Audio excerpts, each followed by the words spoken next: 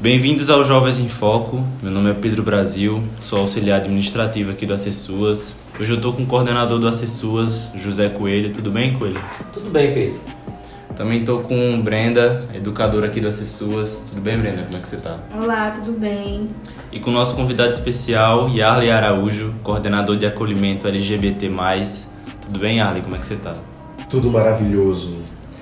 E eu trouxe Yarley aqui hoje para tratar com a gente um assunto muito importante, que são os desafios enfrentados pela comunidade LGBT+, no mercado de trabalho. E para começar essa nossa conversa, eu queria falar com Yarley que os desafios da comunidade LGBT+, no mercado de trabalho, não começa a partir do momento que eles estão empregados, mas começa antes deles conseguirem um emprego, né? Essa é a primeira e maior dificuldade. O LGBT em si, ele começa a ter dificuldades já dentro do seu meio social, quando ele se reconhece LGBT, mas tem a dificuldade de se assumir LGBT pelas condições que a sociedade ela vai implicando na sua existência. Então a primeira dificuldade que o LGBT tem é ser quem ele é. Essa é a primeira dificuldade.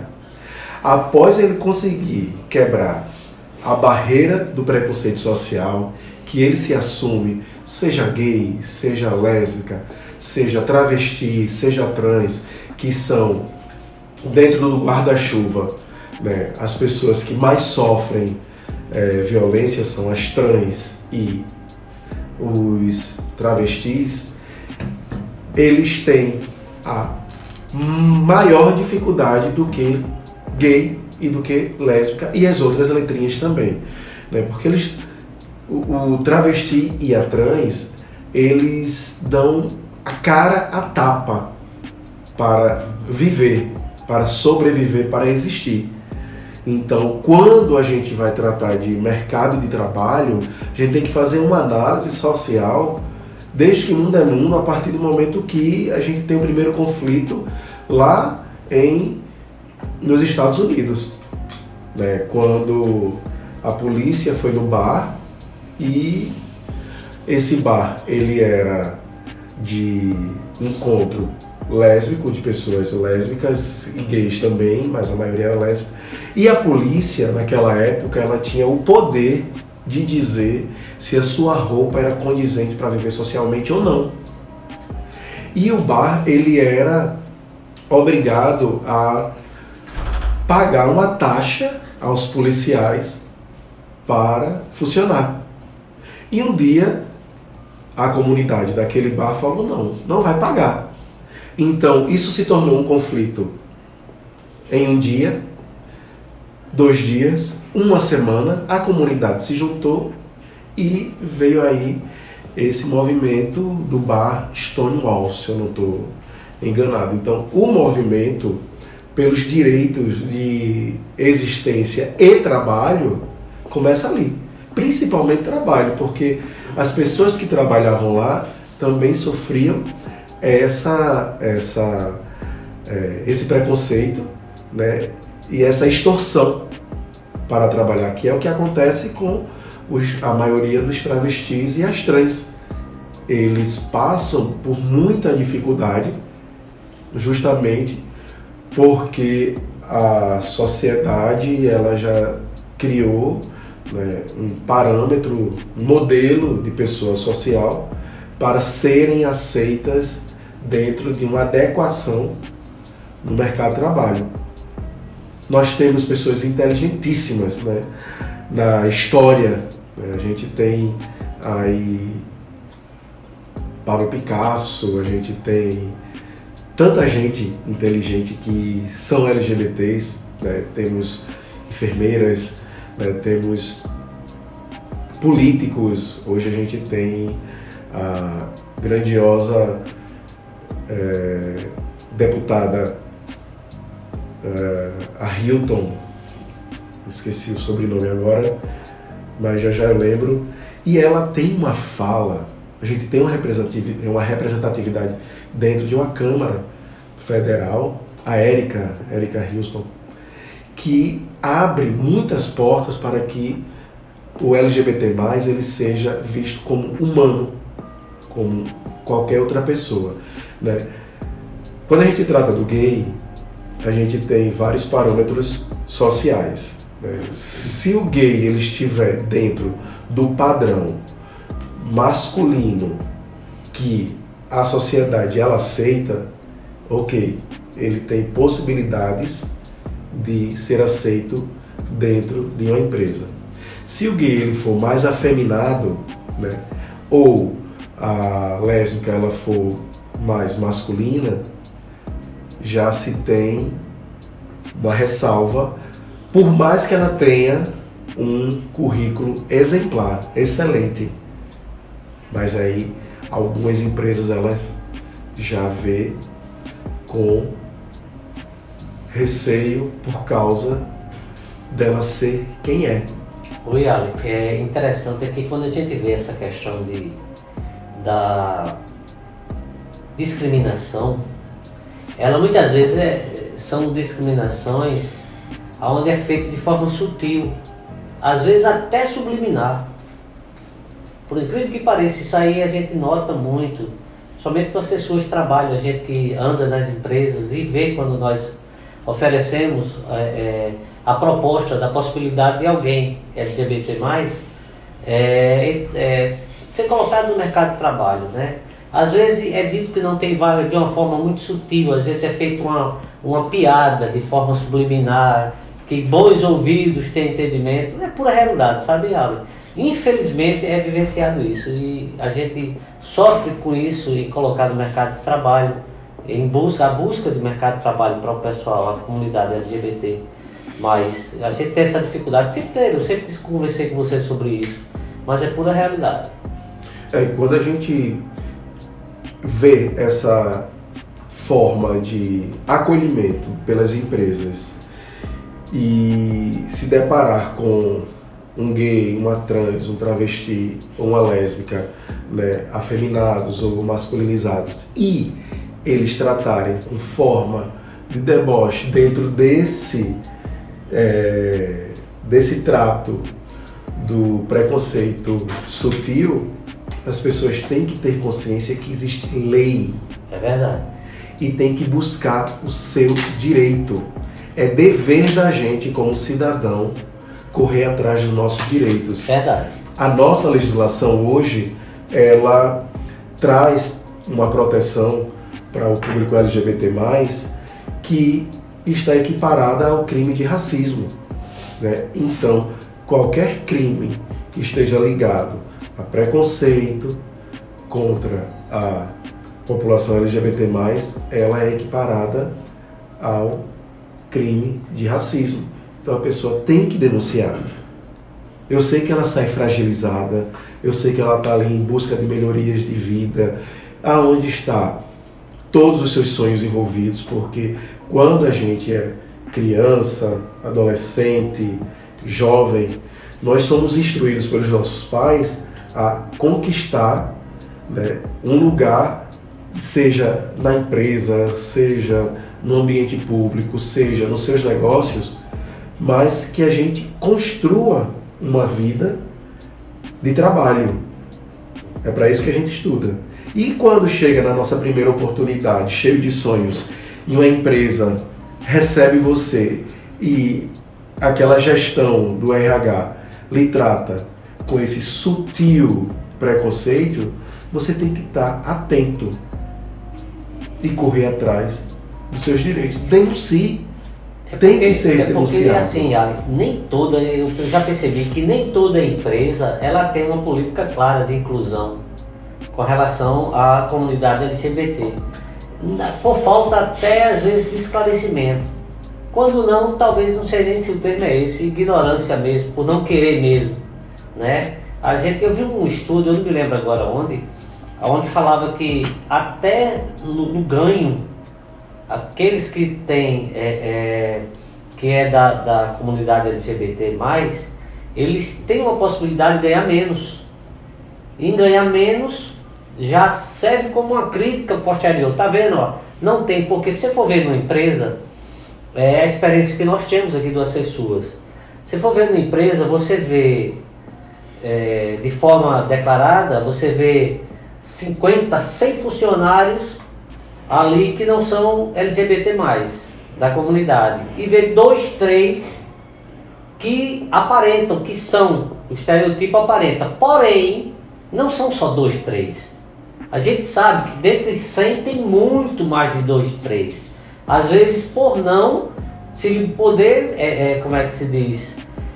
Poder expressar o que é, e é suprimido pela empresa, é sucumbido o desejo, e a pessoa termina ficando frustrada e sei lá tanta coisa, né, Iago? Quando você traz essa pauta de salários serem menores, não são só os LGBTs que se submetem a isso. A mulher se submete, a pessoa negra também se submete.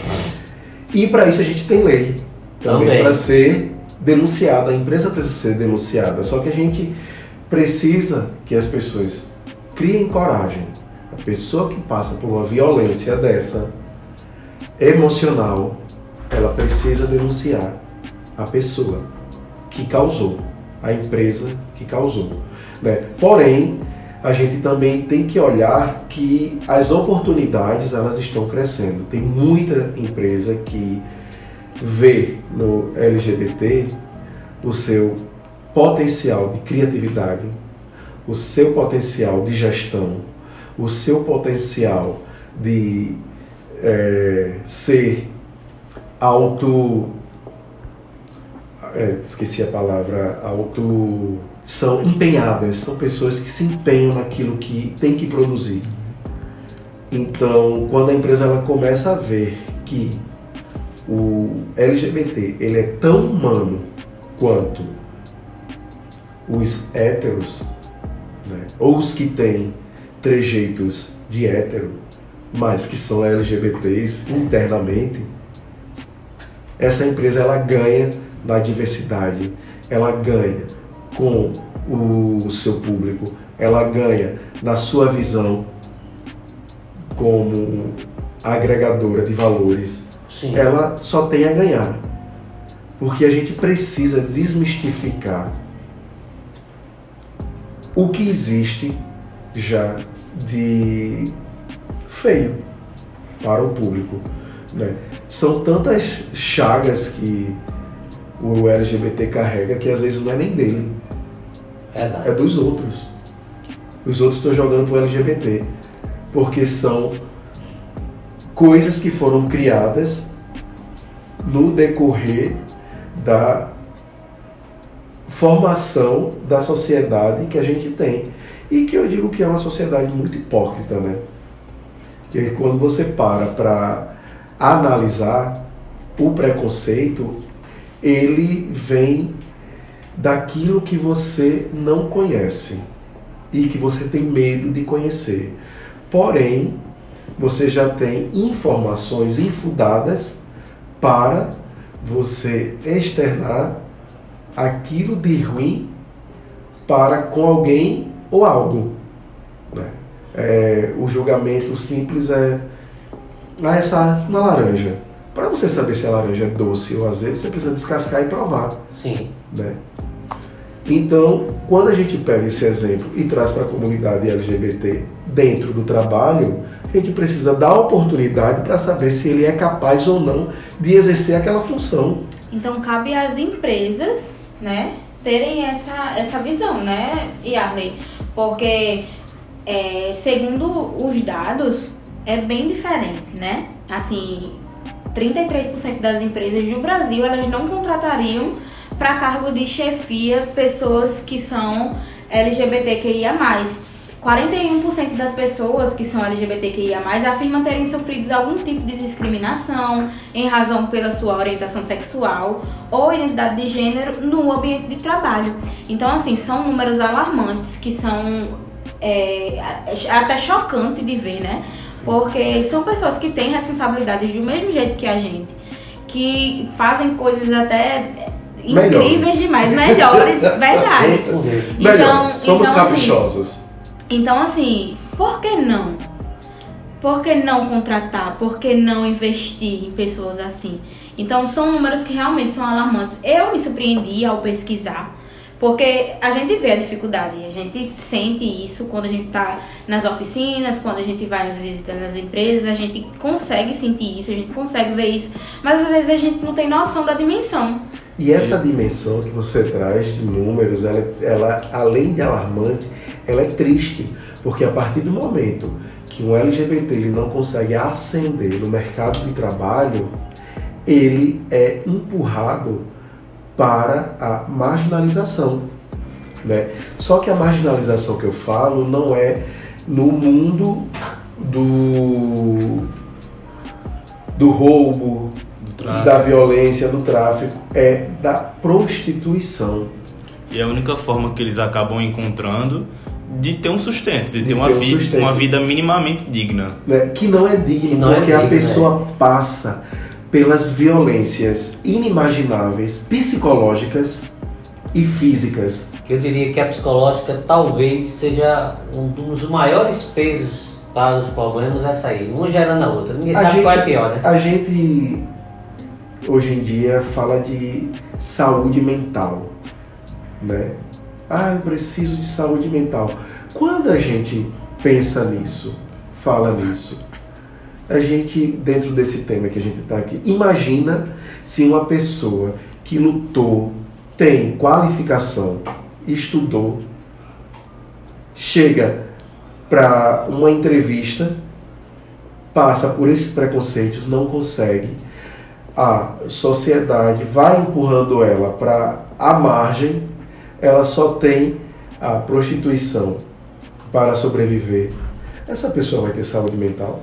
Complicado. E o pior de tudo é que essas mesmas empresas, essas mesmas pessoas que não aceitam e não acolhem pessoas diferentes no mundo do trabalho, no ambiente onde vivem, são as mesmas que julgam quando encontram algum desses na prostituição e dizem que estão lá porque querem, que estão lá porque não foram atrás de trabalho. E entendeu? O pior são as que pagam pelo serviço da prostituição, sabe? Aquele que tem um cargo dentro de um cargo de chefia, que tem um poder aquisitivo maior, é o que procura os serviços de uma pessoa que está ali na margem da sociedade, sabe? Então é um ciclo muito doloroso. É muito doloroso. A gente está falando de dignidade. Então, a gente precisa de quê para ser digno? Moradia, trabalho, alimento, né? Higiene e convívio social. O convívio social, lazer. Uma pessoa sem trabalho, ela já perde 90% disso. Como diz aquela música, o homem sem trabalho não tem honra, né? A letra, né? É muito complexo. Então, o ser homem, né? É muito complexo isso. E a gente vê assim, as empresas, se elas... Eu fico só pensando, é um ser humano, como eu, como o Pedro, como a Brenda, como você e a Ali. Qualquer um, não há diferença entre nós, em termos de potencial, em termos de qualificação. Todos temos qualificações, todos temos potencialidades, fragilidades. Apenas por uma questão de ser o que sofre uma vida toda. Você traz na sua fala agora um ponto importante. Nós somos humanos. Pronto. Eu falo muito sobre as questões de casamento LGBT. Não, gente, é casamento. União, né? União estável, LGBT. Não é união, né? É porque nós brasileiros a gente tem a fantasia de romantizar o casamento. O que é um casamento? Duas pessoas apaixonadas, elas vão se casar para constituir uma família. Não, elas se casam perante a lei, na falta de um e do outro, os seus direitos constituídos como casal seja assegurados. O casamento ele é um contrato entre duas pessoas que vão dividir a sua vida. Casamento é isso. Viver de amor é só pegar na mão ir um para casa do outro e pronto. Mas aí quando ambos pensam na sua existência e na falta de um ou de outro, o que ficou vivo, ele seja assegurado. Ou seja, o contrato. É um o contrato. papel. É um contrato. Tanto que é mais barato casar do que separar. Então, quando a gente pensa as coisas, né, por burocracia, essa burocracia ela serve para assegurar. Então, é sobre isso que os direitos LGBTs, ou os movimentos LGBTs, lutam sobre direitos iguais para todos. A gente quer trabalho, a gente quer família, a gente quer dignidade, a gente quer saúde, porque cada pessoa ela é específica, ela é única e ela tem o direito de constituir o seu universo dentro da lei, sem ferir a dignidade de ninguém e construir a sua trajetória. Isso é o que cada ser humano ele quer, independente do que ele seja. Né? A gente não fala, hoje eu vou para um casamento hétero. A gente não fala. E por que tem que falar? Eu vou para um casamento gay. E não fala para um casamento, né? A gente tem que parar de ficar rotulando. Sabe? O rótulo, ele serve para diferenciar. E quando a gente trata de humano, o humano por si só ele já é diferente. Todos são humanos, independente das suas escolhas. Né? Quando a gente fala de trabalho, de perspectiva, de sonhos, a gente encontra cada currículo incrível. E que, eu já disse isso e vou dizer de novo, a pessoa perde a oportunidade porque o entrevistador, ele está julgando não a capacidade que aquele ser humano tem, mas está subjugando a sua existência por ser quem é. E é cada vez mais difícil a comunidade LGBT+, se vê nesses locais importantes, se vê como diretores, como chefes, pelo mesmo motivo que foi tratado no nosso antigo podcast com Francis sobre racismo, por não ter pessoas como ele nesses locais. Assim como o negro não consegue ter representatividade de ver pessoas negras em locais importantes, o LGBT também não vê. Graças aos bons políticos que enxergam a pluralidade da nossa sociedade, temos possibilidades de ascensão. Né? Hoje, olhando para frente, eu acredito que as políticas que estão sendo retomadas agora, elas tragam bons resultados, como trouxe de 2008 até 2016. Né? Então, foi quando o pobre ele teve condições de um salário melhor, quando o filho da empregada entrou para uma faculdade, quando o LGBT teve a oportunidade de correr atrás dos sonhos e montar o seu próprio negócio. Então, eu acredito que com a retomada das políticas daqui para frente, as oportunidades elas sejam ampliadas, porque a gente tem aí a questão de ampliar o mercado e novas profissões elas estão surgindo a cada dia. E dentro da criatividade, lógico que eu vou puxar a sardinha para o guarda-chuva LGBT+. As pessoas elas têm um dinamismo, uma criatividade maior, eu já disse isso e vou dizer sempre, são mais empenhadas, né? Nada contra os héteros, eu tenho até amigo héteros, sabe? Mas eu falo mais dos LGBTs que eles conseguem ter, eu acho que um empenho muito maior, Porque no ambiente de trabalho que ele está, ele é tão visado, tão cobrado, que ele sempre entrega muito mais do que é pedido. Também sabe? porque tem que ter muita coragem para você se assumir, tem que ter muita coragem para você vestir essa bandeira, visando todos os preconceitos que você vai sofrer sua vida inteira.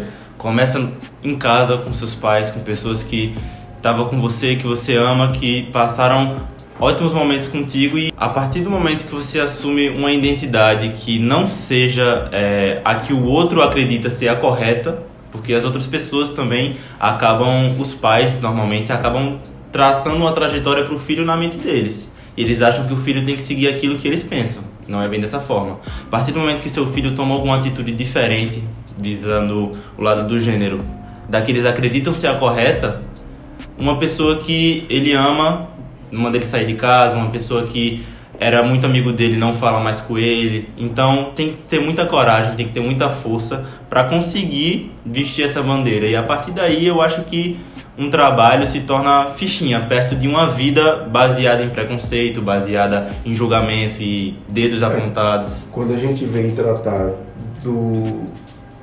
dos raios, né, vamos falar assim, do preconceito que a pessoa vai sofrer a partir do momento que vai se construindo dentro da identidade que ele reconhece, que ele se reconhece. Você falou bem, amigos, famílias, sociedade, religião, tudo isso envolve na construção da pessoa, né? Mas o LGBT, ele já nasce LGBT. E outra coisa, essa questão do LGBT+, não é uma questão, historicamente falando, né? Historicamente, eu falo com H, não é com E não, diz história não. A história nos mostra que não é algo de 15, 20, 30, 100 anos não. São séculos existentes de quê? De repressão, de introspecção de ser, né? Que é sofrido. Então a gente vê a dificuldade. Uma pergunta, Iala, que eu até elaborei aqui, eu queria só assim, será que a subrepresentação de pessoas LGBT+, em cargo de liderança e em posição de destaque, também é um desafio? Falta modelos de líderes hoje que representem a comunidade LGBT? Coelho, estamos em ascensão perante a representatividade de cargos, né? Como eu citei, quem imaginou um dia a gente ter uma travesti Nunca. dentro de uma Câmara Nunca se Federal? imaginou. Nunca se imaginou. Temos a Erika Houston. Quem imaginou que dentro da direção do banco seria uma mulher LGBT, né? Que é vista pela revista Forbes, uma das mulheres. Banco do Brasil, né? Ela, na verdade, a seção de carreira, né? Ela... Exatamente. E é LGBT, ou seja, é uma mulher negra, né? Se eu não me engano. É LGBT e tem um cargo de poder mundial. No máximo, do Banco do Brasil. Então a gente tem aí já uma representatividade muito grande. A gente tem a Erika Houston como deputada. A gente tem a de Minas, que eu esqueci o nome agora, mas eu lembro já. A gente tem atores, atrizes se revelando, né? Colocando a sua vida exposta para dizer eu existo, né? Um caso recente que eu li agora há pouco sobre a aceitação e o seu andar dentro da profissão foi o filho do Antônio Fagundes. Ele foi tão reprimido por ele e pela família que a repressão dele ele tentou curar pelos caminhos das drogas. fuga, né? Tentou fugir da realidade. Ele se reprimia. Então, a partir do momento que a família o viu como ele é, ele está retomando a carreira. Então, a gente percebe que o apoio da família, o apoio dos amigos, né, o apoio da sociedade civil, construindo leis, construindo ações, ela é muito importante. Só que as ações que eu falo não são as que acontecem na semana do orgulho LGBT, não, porque em junho muitas empresas pegam carona na bandeira LGBT, venha comprar, somos LGBT, coisa linda. Mas você entra naquela empresa, não vê um atendente LGBT, você não vê um diretor LGBT, você não vê ninguém dentro daquela empresa LGBT. Né? Isso seja a empresa de menor proporção ou de maior proporção, mas está ali em junho, levantando a bandeira dizendo que apoia. Apoia como? Né?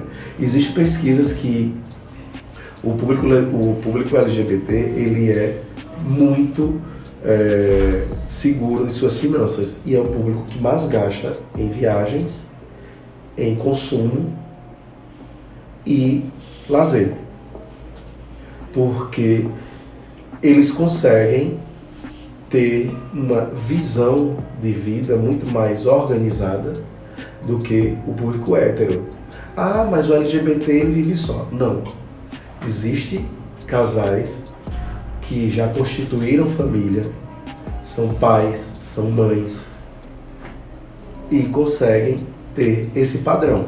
Por isso que quando você perguntou da representatividade, a gente tem advogados grandiosos LGBTs.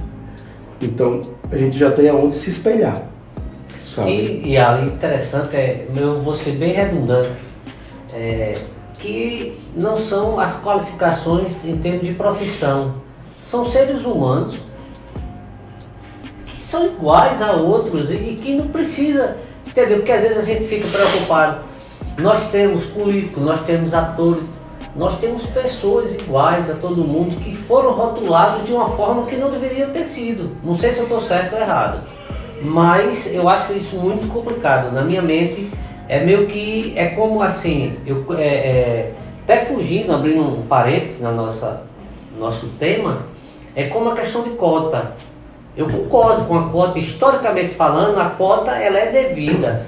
Porém, é como se fosse uma assinatura de dizer, eu valho menos, eu tenho um valor a menos, por isso que eu preciso de um. Mas a gente sabe que o sentido não é esse, mas conota, entendeu? Quando a gente vem falar de cotas, a gente tem que ter a atenção que a cota ela foi criada para tentar reparar o prejuízo que foi dado antes. O prejuízo que foi dado historicamente Sim. a uma comunidade. Porque, vamos pegar essa pauta bem rapidinho. Temos aqui uma população escravizada, sofrida. Isso também existe para o LGBT no ambiente de trabalho. Sim, essa sim. cota é colocada. Aí a gente tem, né, essa comunidade que está ali oprimida. Aí são libertos. Viva a liberdade, bandeira branca para todo mundo está livre. Livre como? Se você está sendo expulso, você é escravizado. Aí você diz, tão livre, mas você trabalhou anos naquela fazenda e você é expulso daquela fazenda sem direito a um pedaço de terra. Você fica perambulando... Ou fruto do seu trabalho, né, Iago? Aí você fica perambulando pelas ruas sem ter para onde ir, porque aonde você morava e trabalhava não lhe pertence, onde você foi explorado das inimagináveis formas. Aí você tem uma grande população de rua. Já começa aí o erro. E naquela época tinha leis aonde negro não podia estudar, não podia constituir residência, sabe? Eram leis assim E ainda vou mais além, viu, Yali? terríveis. Aí o que é que faz? Esse público ele já é marginalizado. Exatamente. Por quê? Para aquela mão de obra que foi escravizada, se chama outras pessoas da Europa para ocupar o que eles faziam com promessa de terras em troca, porque não deram para eles. Isso tudo resulta a uma sociedade que hoje em dia o negro tem a qualidade de ensino infinitamente inferior aos brancos. Então, as cotas não é em relação a valer menos ou em relação a só uma reparação, mas também fala e trata sobre uma atuação atual, entendeu? Porque hoje em dia, se você entrar no QI, se você entrar no Pio Décimo, 99% dos alunos são brancos. Então não é questão do preto, do negro, do pardo ser menos inteligente, mas é porque eles estão inseridos em escolas públicas onde não tem aula, onde muitos professores faltam, onde a qualidade de ensino é infinitamente inferior. E isso entendeu? ainda quando pode ir para uma escola pública, porque tem muitos que estão trabalhando para ajudar no sustento da casa. Quando a gente fala de cota, as pessoas têm que entender que a gente está falando de equidade. É dar o mesmo direito ao outro para que ele conquiste os objetivos dele. Mas se não tem direito a um, acaba que influencia que não tem direito ao outro também. Exatamente. Então, se eles não têm direito a trabalho digno, eles não vão ter direito à educação porque eles vão trabalhar para sustentar. Ao invés de estudar. De estudar. Quando a gente vê, né, o processo de cotas, o quanto que vidas de famílias mudaram, né? Quantos de empregadas domésticas que antes das cotas, qual era o futuro da filha daquela empregada? Era ser empregada também, porque não existia uma perspectiva. Mas a partir do momento que se cria a questão de cotas, ela abre caminhos para que as pessoas elas sejam professores, sejam advogados, sejam médicos, sejam empresários, sejam quem eles quiserem, porque está havendo ali uma possibilidade dentro de uma equidade para todos, né? A cota ela é ainda o mínimo que o governo pode oferecer para a população que sofreu tanto. Aí a gente imagina só ser preto e LGBT. Existe alguma cota, alguma ajuda financeira para o LGBT+, Yali? Olha, que eu saiba, a questão de política pública para a aceição do LGBT, seja no mercado ou na faculdade, tem muita política sendo construída, mas aqui no Ministério do Trabalho em João Pessoa existe sim um percentual de pessoas, tem um percentual da folha direcionado para o público LGBT. E o público LGBT eu acho que também tem que conhecer os seus direitos, né? Tem que correr atrás e conhecer seus direitos para que não fique passando por... Assim, já passa, né? Mas sem conhecer os direitos já passa mais ainda por esse tipo de coisa. E a empresa, ela deve ter esse fórum de empresas e direitos LGBTQIA+, também, que é algo que já existe e que já trabalha em cima disso para promover os direitos deles. Pronto, vou pegar nessa pauta de fórum. A parada LGBT, ela foi construída para ser um dia de festa também, porque a gente precisa comemorar nossa existência. Não é só por medidas políticas que a gente luta. A gente precisa de leis que garantam tanto o acesso ao trabalho, tanto o acesso à educação, tanto o acesso ao direito à família. Mas a gente precisa viver em comemoração diariamente, porque a cada 5 minutos, se eu não me engano, morre um travesti. É um índice muito alto. É muito alto. O Brasil é o país que mais mata LGBT no mundo. Essa conversa está atualmente agora 40 minutos, então em números já foram mortos, só enquanto a gente está fazendo esse podcast. Exatamente. Sabe? Então é alarmante o quão o nosso país ele é violento para o público LGBT. Sabe? E infelizmente o maior público é trans e depois o gay, por ser quem é. Então, quando a gente fala de política, de ascensão, a gente precisa ver, né, uma desconstrução de preconceitos que estão ligados à construção da família. Por isso que eu digo que as políticas de hoje, os adolescentes de hoje, eles precisam ter noção de informação para que quando eles construam as suas famílias, elas não venham regada, né, a cabeça cheia de preconceitos que os nossos pais, os nossos avós, eles tiveram. Oi, ou seja, me corrija se eu estiver errado. A defesa não é da desconstrução familiar, mas sim da orientação do que realmente é uma família, não trazido o lado histórico preconceituoso que sempre foi colocado. É mais ou menos por aí? Quando a gente fala desconstrução, não é a desconstrução familiar. Família é família. Não é quebrar a família, não é destruir a família, nunca. Se a gente luta para constituir família, é porque as pessoas às vezes têm essa conotação, coloca como isso aí, a mídia coloca muitas vezes, né? E as falas.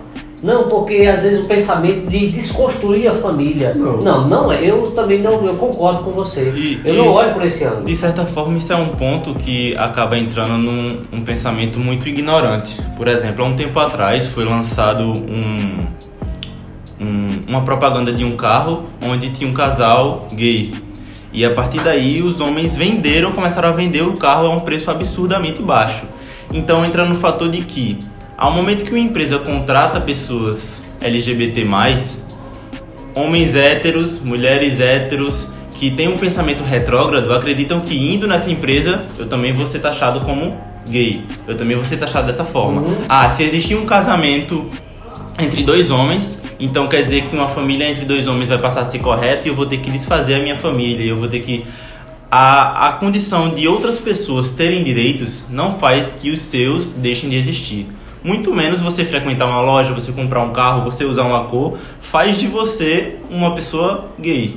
Ou até mesmo você apoiar a causa, né? Exatamente. Você apoiar a causa não quer dizer que você seja, entendeu? Então tem que ter essa questão de sensibilidade, né? Empatia também. Exatamente. Pelas outras pessoas. Exatamente. E Pedro, nesse ano que houve essa venda, foi o ano que a Volkswagen vendeu mais Polo em toda a existência do modelo. Tem esse número, né? Porque o poder aquisitivo do público LGBT é alto. Mesmo com toda dificuldade no ambiente de trabalho. Mesmo com toda dificuldade em sua ascensão social, mas quando ele consegue... Mas a questão administrativa já é outra, né? Aí mostra o quanto ele é capaz. Exatamente. E quando a gente vê essa questão de construção familiar, quando a gente fala desconstruir, é o pensamento que maltrata, que fere, que reprime e que coloca cabresto. Esse é o pensamento que a gente precisa desconstruir da família, como o Pedro falou. Não se cria filho já prospectando que aquele filho vai ser o espelho dos seus anseios e sonhos. Filho, ele vai ter que criar o seu próprio destino. Mesmo porque até naturalmente, na lei da humanidade, você cria filhos sem saber se daqui a 10 anos, 5 anos ele vai estar vivo. Exatamente. Na mesma filosofia, no mesmo pensamento, né? Então vai ser uma busca diária dele de ser o que quiser ser, né? Para fechar, Yarley, queria que você só pontuasse pra gente e deixasse um recado à comunidade LGBT+, em como combater todo esse preconceito, de que forma eles podem tentar estar mais presentes no mercado de trabalho, mesmo com toda essa dificuldade. Primeiro, a gente precisa estudar. Conhecimento é tudo. Tudo. Tendo conhecimento, você vai saber dos seus direitos, dos seus deveres. Você vai ter uma ascensão social, por mais que as dificuldades venham. Estude. Estude para que num futuro próximo você possa ser dono da sua vida, né? E eu digo mais, estude para dar emprego e não para ir atrás do emprego, porque são duas possibilidades completamente diferentes. São duas formas de você ascender socialmente completamente diferentes. Quando você estuda para dar emprego, você está garantindo o seu e abrindo portas para os outros. E quando você estuda para procurar emprego, você só tem a possibilidade de construir a sua vida. Então a gente tem políticas para serem implementadas, políticas para serem colocadas em práticas, porque o que falta é que as pessoas conheçam seus direitos, conheçam seus deveres e lutem por eles. A partir do momento que uma pessoa sofre uma violência, seja lá qual for, principalmente o público LGBT, temos leis e temos equipamentos para que essa pessoa seja amparada e assim ser defendida, né? A gente precisa que a sociedade em si, ela compreenda que todo mundo é igual, porém completamente diferente. A gente precisa parar de rotular as pessoas. São pessoas, cada uma com as mesmas necessidades que todo mundo tem. Precisa comer, morar, trabalhar, estudar, constituir família, lazer. Então, estudem. Eu acho que esse meu conselho, ele abre portas não só para LGBTs, mas também para todos que estão dentro de uma dificuldade de acesso à construção e desenvolvimento dos seus sonhos. Então é isso. Coelho, teria mais algo para falar? Algo a pontuar? Assim, eu queria agradecer a Yarley, né, pela participação conosco. É um maior prazer do mundo ter você aqui, Yarley. E assim, uma pessoa, um ser humano maravilhoso, né? E que sempre luta por essa causa e de uma forma muito sublime, muito justa, muito centrada, né? E eu queria deixar meus agradecimentos à sua participação, viu, meu irmão? Eu que agradeço esse convite, eu estou lisonjeadíssimo. Queria saber se Brenda quer falar mais alguma coisa também. Eu gostaria de agradecer por todos terem ouvido até aqui. Eu acredito que foi algo muito bom, que trouxe muita informação. E gostaria também de agradecer a Secretaria de Assistência Social, na pessoa da doutora Cíntia Cordeiro. E é isso, pessoal. Até a próxima.